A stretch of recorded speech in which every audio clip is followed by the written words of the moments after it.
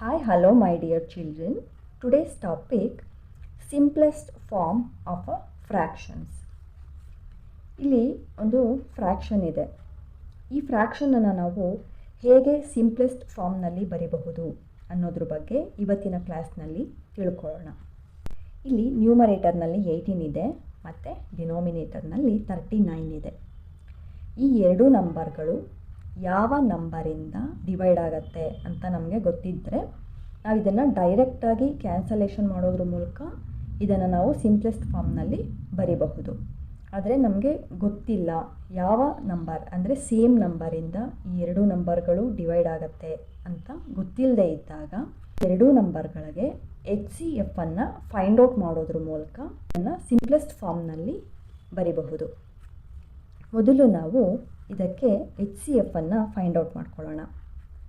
18 ಮತ್ತು 39.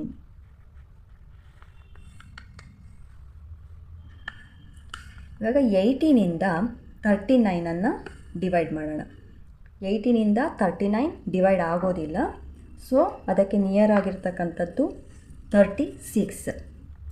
18 2s 36 divide ಆಗುತ್ತೆ.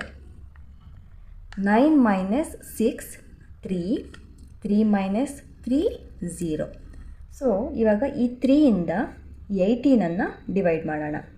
3 9s 18 divide ಆಗಿದೆ.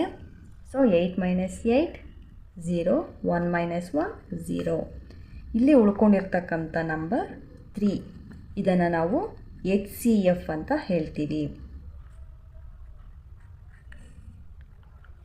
ಈ HCFಯಿಂದ ಇಲ್ಲಿ ಇರ್ತಕ್ಕಂಥ ಫ್ರ್ಯಾಕ್ಷನನ್ನು ಕ್ಯಾನ್ಸಲೇಷನ್ ಮಾಡೋದ್ರ ಮೂಲಕ ಸಿಂಪ್ಲೆಸ್ಟ್ ಫಾರ್ಮ್ನಲ್ಲಿ ಬರೀಬಹುದು.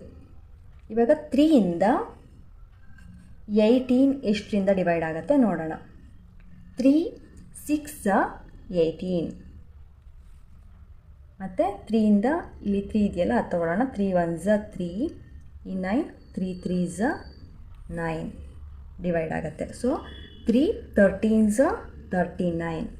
ಇಲ್ಲಿರ್ತಕ್ಕಂಥದ್ದು 6 ಮತ್ತು 13 ಉಳ್ಕೊಂಡಿದೆ. ಈ ಎರಡು ನಂಬರ್ಗಳು ಸೇಮ್ ನಂಬರಿಂದ ಡಿವೈಡ್ ಆಗೋದಿಲ್ಲ, ಸೊ ನಾವಿದನ್ನು ಇಲ್ಲಿಗೆ ಸ್ಟಾಪ್ ಮಾಡೋಣ. 6/13 18/39.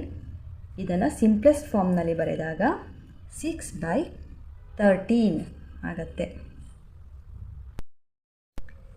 ಇಲ್ಲಿ 30/40 ಇದೆ. ಈ ನಂಬರ್ಗಳು ಸೇಮ್ ನಂಬರಿಂದ ಡಿವೈಡ್ ಆಗೋದು ನಮಗೆ ಗೊತ್ತಿದೆ, ಯಾವುದರಿಂದ ಡಿವೈಡ್ ಆಗುತ್ತೆ ಅಂತ. 10ಇಂದ ನಾವು ಈಸಿಯಾಗಿ ಈ ಎರಡು ನಂಬರ್ಗಳನ್ನು ಕ್ಯಾನ್ಸಲೇಷನ್ ಮಾಡಬಹುದು. ಅಥವಾ ನಾವು ಇದಕ್ಕೆ HCF ಅನ್ನು ಫೈಂಡ್ ಔಟ್ ಮಾಡಿಕೊಂಡು ಕೂಡ ಇದನ್ನು ಕ್ಯಾನ್ಸಲೇಷನ್ ಮಾಡಿ ಇದನ್ನು ಸಿಂಪ್ಲೆಸ್ಟ್ ಫಾರ್ಮ್ನಲ್ಲಿ ಬರೀಬಹುದು. 30 ಮತ್ತು 40 10ಇಂದ ಡಿವೈಡ್ ಆಗುತ್ತೆ. 10 3s 30, 10 4s 40. ಸೊ 30/40 ಇದರ ಸಿಂಪ್ಲೆಸ್ಟ್ ಫಾರ್ಮ್ 3/4. ಈ ಮೆಥಡ್ನಲ್ಲಾದರೂ ನಾವು ಇದನ್ನು ಸಿಂಪ್ಲೆಸ್ಟ್ ಫಾರ್ಮ್ನಲ್ಲಿ ಬರೀಬಹುದು. ಅಥವಾ 30/40 ಇದರಲ್ಲಿ 0 0 ಕ್ಯಾನ್ಸಲ್ ಆಯಿತು, ಮತ್ತು ಉಳ್ಕೊಂಡಿರ್ತಕ್ಕಂಥದ್ದು 3/4. ಈ ರೀತಿಯಾಗಿ ಕೂಡ ನಾವು ಇದನ್ನು ಸಿಂಪ್ಲೆಸ್ಟ್ ಫಾರ್ಮ್ನಲ್ಲಿ ಬರೀಬಹುದು. ಇವಾಗ ಮತ್ತೊಂದು ಎಕ್ಸಾಂಪಲನ್ನು ನೋಡೋಣ. ಇಲ್ಲಿ 42/72 ಇದೆ. ಇದಕ್ಕೆ ನಾವು HCF ಅನ್ನು ಫೈಂಡ್ ಔಟ್ ಮಾಡ್ಕೊಳ್ಳೋಣ. ಯಾಕೆಂದರೆ ಇದಕ್ಕೆ ಈಸಿಯಾಗಿ ಎರಡೂ ನಂಬರ್ಗಳು ಸೇಮ್ ನಂಬರಿಂದ ಡಿವೈಡ್ ಆಗೋದು ಗೊತ್ತಾಗದೇ ಇದ್ದಾಗ ನಾವು ಅದಕ್ಕೆ HCF ಅನ್ನು ಫೈಂಡ್ ಔಟ್ ಮಾಡ್ಕೋಬಹುದು. 42 ಮತ್ತು 72. 42ಇಂದ 72 ಡಿವೈಡ್ ಆಗೋದಿಲ್ಲ. 42 2s 84 ಆಗುತ್ತೆ. ಸೊ 72ಗಿಂತ 84 ಗ್ರೇಟರ್ ಆಗುತ್ತೆ. ಅದರಿಂದ ನಾವು 42 1s 42 ತಗೊಳ್ಳೋಣ.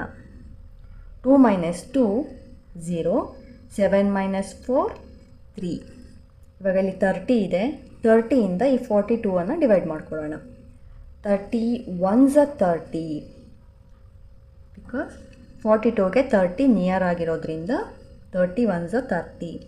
32 60 ಆಗುತ್ತೆ. 42ಗಿಂತ 60 ಬಿಗ್ಗರ್ ಆಗಿರೋದ್ರಿಂದ ನಾವು 31 30 ತೊಗೊತಾ ಇದ್ದೀವಿ. 2 ಮೈನಸ್ 0 2, 4 ಮೈನಸ್ 3 1. ಮತ್ತು ಈ 12ಇಂದ 30ಯನ್ನು ನಾವು ಡಿವೈಡ್ ಮಾಡ್ಕೋಬೇಕಾಗತ್ತೆ. 12 1s are 12, 12 2s are 24 because 30 12ಇಂದ divide ಆಗೋದಿಲ್ಲ. ಅದರಿಂದ 12 2s are 24 ತೊಗೊತಾ ಇದ್ದೀವಿ.